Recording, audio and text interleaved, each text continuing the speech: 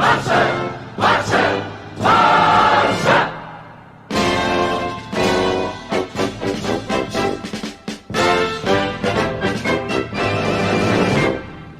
guys, welcome to Bloggers United. Welcome to another video, and today is time to talk about something different, something that is, well, to a point not Barcelona related, but you know, there's always a way to relate Barcelona with one of my videos. So today we're going to talk about Southampton 0, Leicester City 9, and what a joy. It was a complete joy to watch this game. It was like, you know, whenever you watch like good games, I kind of like feel good at the same time because I enjoy it, but at the same time I'm like, man, I really wish Barcelona could be, you know, not like this spectacularly, just half of this. I would be comfortable with just the level of intensity of these players. But you know, we have Valverde, we have the big name, the heavyweights in the squad, and well, it is what it is, I guess. But today it was fantastic. It was a culmination of utter capitulation from Southampton, and Hasenhüttl has no word to say here because there's no fault of, like, when you come out with bad tactics, you can lose 3-0. You can even lose 5-0, but never 9-0. This is not because of tactics. Like, today the players utterly capitulated. It was horrendous, and they should be looked at. Hasenhüttl, I think, is a fantastic manager if he had the team that he wanted, because this is not the Hasenhüttl team that he wants, definitely. This is not even close to what he would desire, and there's things to talk about. But Leicester were absolutely fantastic. They are flying hot, and you know, a lot of my friends, when I made a video about the dark horses and about my Premier League standings, they were laughing at me. They were like, Leicester might be fighting for, maybe might fight for Europa League spots. And I believe I put them 4th in my Champions League predictions to finish in the Champions League spots. And I'm looking right now, I'm like, Leicester are fighting for 3rd. Like, Leicester are pretty comfortably going to finish in the top 4 if nothing bad happens.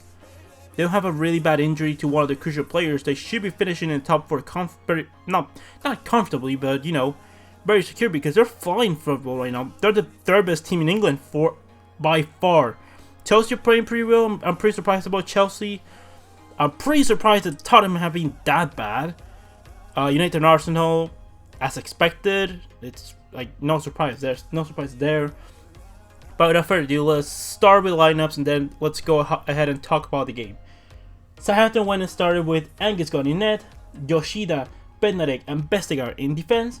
A midfield 5 of Brian Bertrand and Ballery as the wingbacks, with Ward-Prowse, Romeo and Højbjerg in midfield, and a forward line of Nathan Redmond and Danny Ings.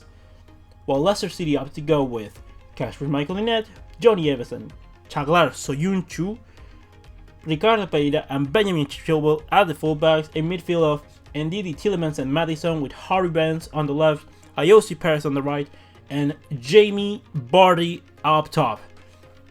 And what can I say about this game? It was fantastic. Like, first of all, Brendan Rodgers, I've always considered him a great manager.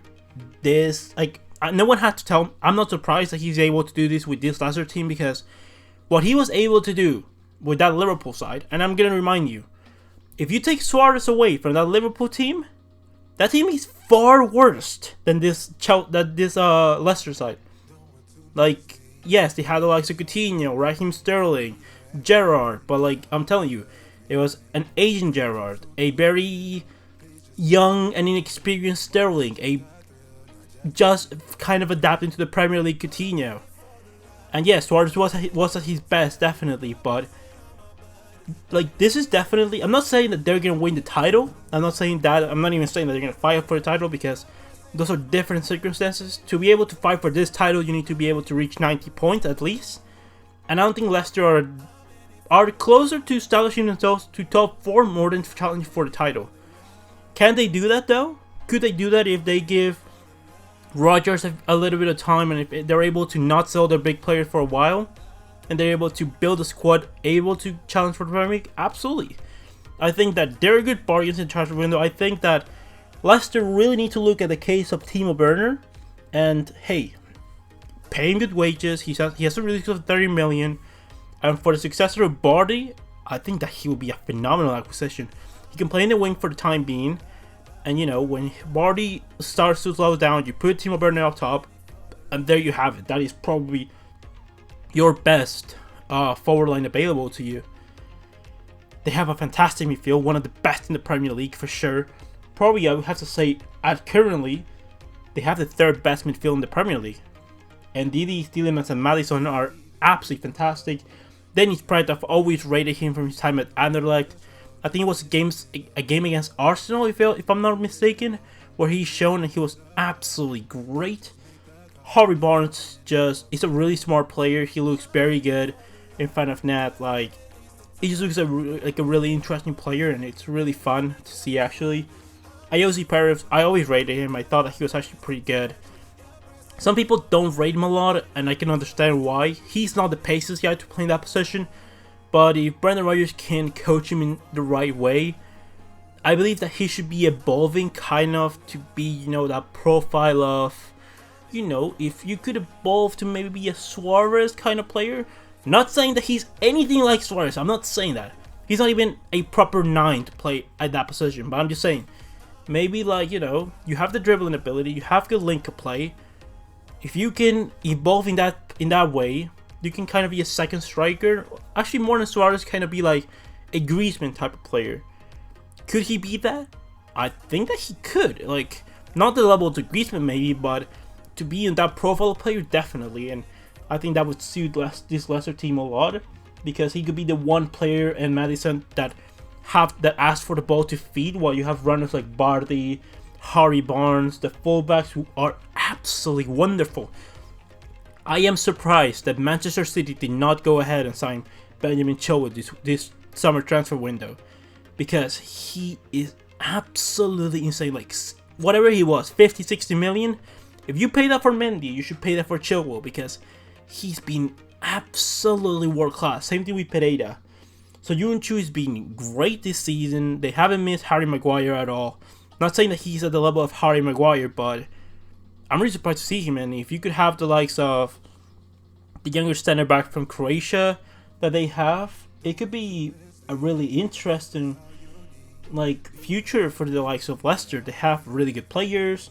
They all seem to be working really hard for Brendan Rodgers, and as long as he's able to keep that team motivated to work all for one, they're going to be able to do great things.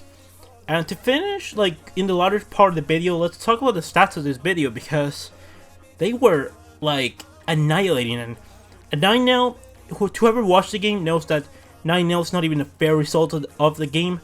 If the game was it looked like every time the Leicester went past that halfway line into the Southampton side of the field, it looked like they were going to score a goal. And they honestly they missed a few chances that they could have easily put in, and good saves from Angus Gunn. I mean, it's kind of complicated, because Angus Gunn actually had a decent game. He saved whatever was savable. It's just that when it's hard to call that a keeper that conceded 9 goals, but he conceded 9 goals that were not savable at all. Perez was inspired today. Jamie Vardy was James Bardinho, and props to whoever knows that reference. It was pretty unbelievable today.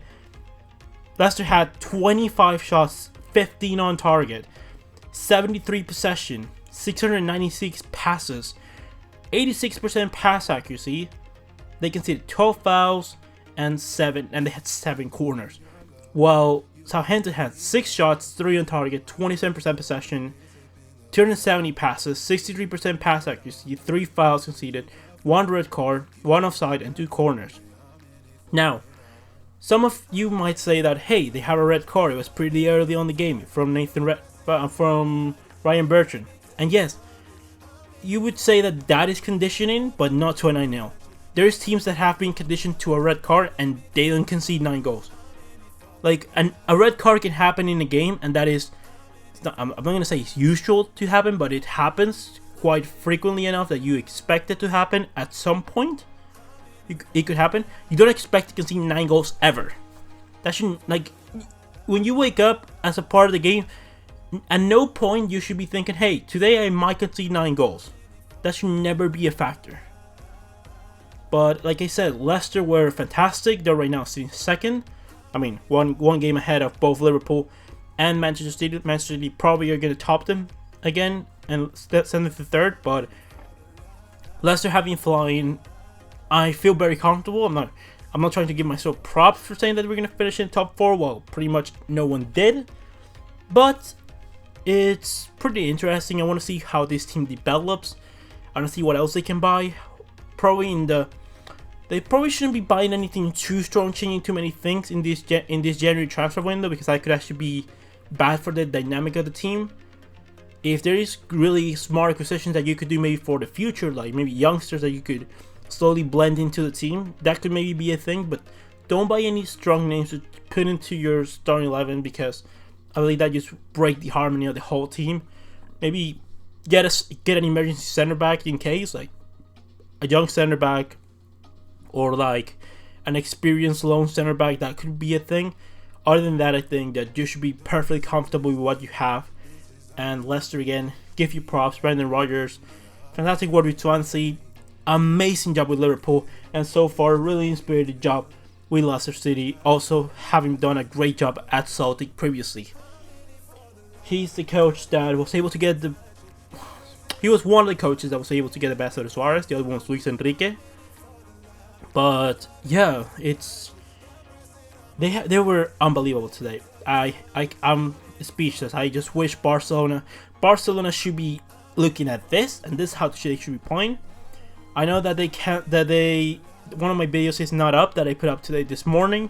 It's not up because I got hit with copyright. I mean, not re-uploaded without the videos. I was gonna put like the videos about some of the stuff that was going on, but I'll just put the images instead and re-upload it probably soon. Upload this first, then the other one, then gonna re-upload the other one, and probably then I'm gonna talk about what happened. If nothing new, if there's not like news, like tomorrow I'll probably upload the video about how Barcelona left that dressing room in Prague, because it was pretty disgusting.